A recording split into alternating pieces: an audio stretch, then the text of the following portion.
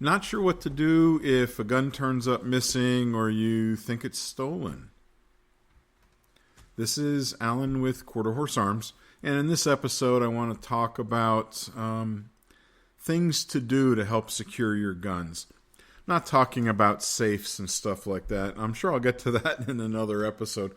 What I want to talk about is, you think a gun got stolen? Well, first off, hopefully you're not as careless with your firearms as I am with my car keys. I'd like to think, being responsible gun owners, we all know where they are. They're either on our person, maybe secured in a vehicle, or secured in a safe.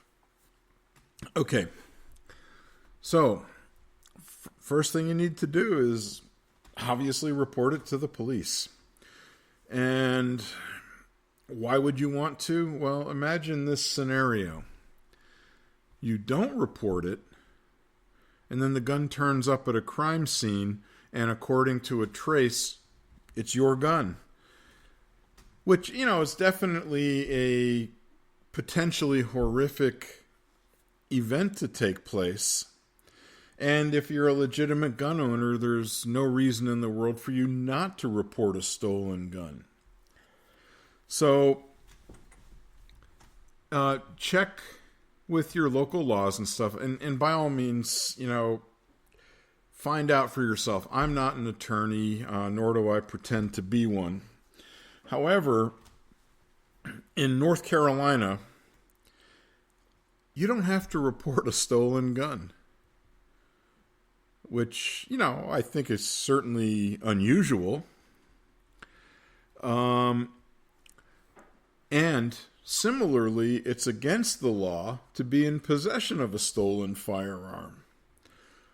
So I guess that's the conundrum there, which is, if I don't report it stolen, it's okay for the guy to steal it, to use it, because as far as the law is concerned, it has not been stolen.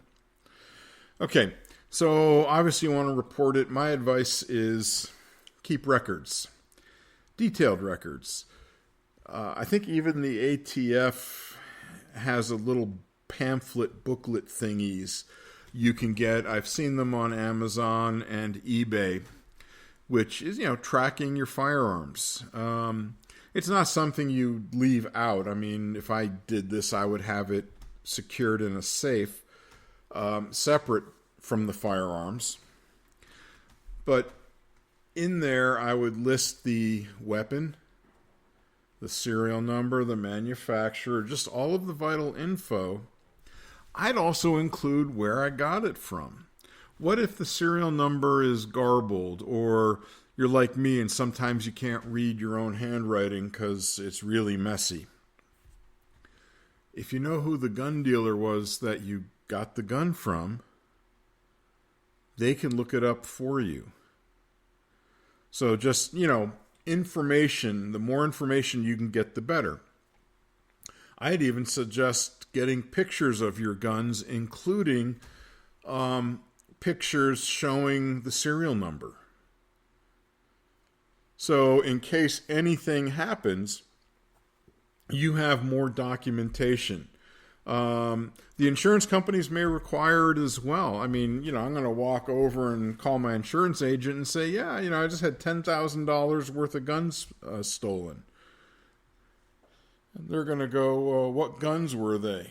And I'm sure I could make up a list.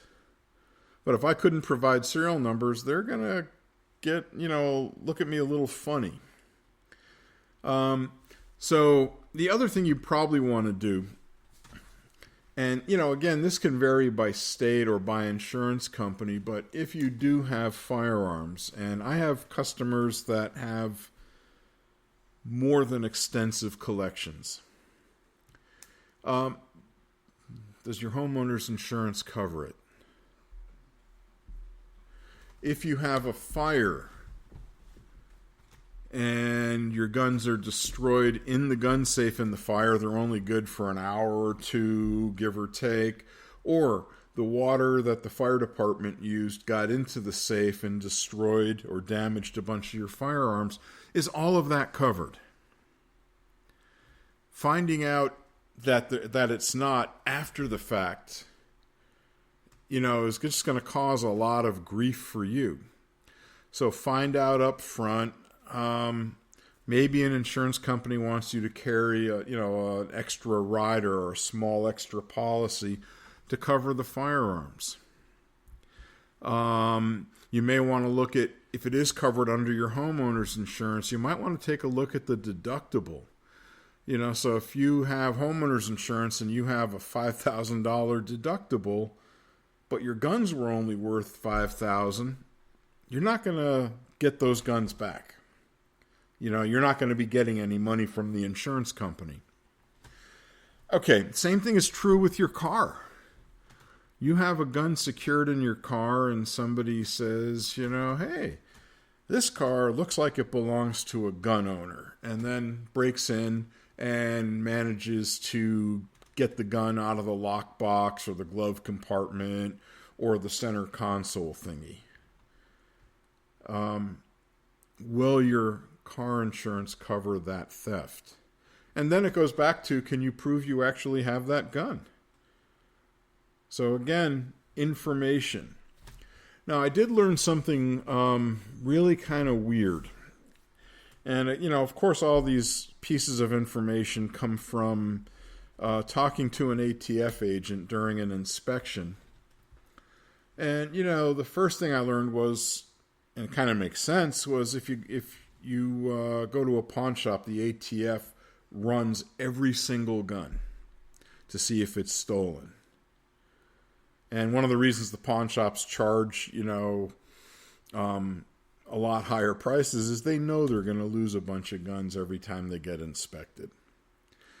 The other thing I found out, though, which was you buy a gun from somebody, and it turns out the gun was stolen. I mean, that happens. But the insurance company paid out insurance on the gun. The gun is no longer considered stolen. You were compensated for your gun. I know it sounds weird. I don't know if that's just North Carolina or if that's as far as the federal government's concerned. Whether or not the state views it that way, I just don't know. And I can say this, and I hope I never have to eat my words, but I hope to hell I'm never in that situation of losing a firearm. It was bad enough as a gun dealer to have a couple of them disappear because of anti-gun mailmen or FedEx delivery guys. So, having said all that, be smart, keep records, get photographs, store them someplace safe, and if anything is stolen, immediately report it to the police. If you have any questions or comments or concerns or things you want to hear podcasts about, by all means, get hold of us at Quarter Horse Arms. The email is info@quarterhorsearms.com. Phone or text to 919-808-6480. The website is quarterhorsearms.com. And I'm your host, Alan, with quarterhorsearms.com. You guys have a great day.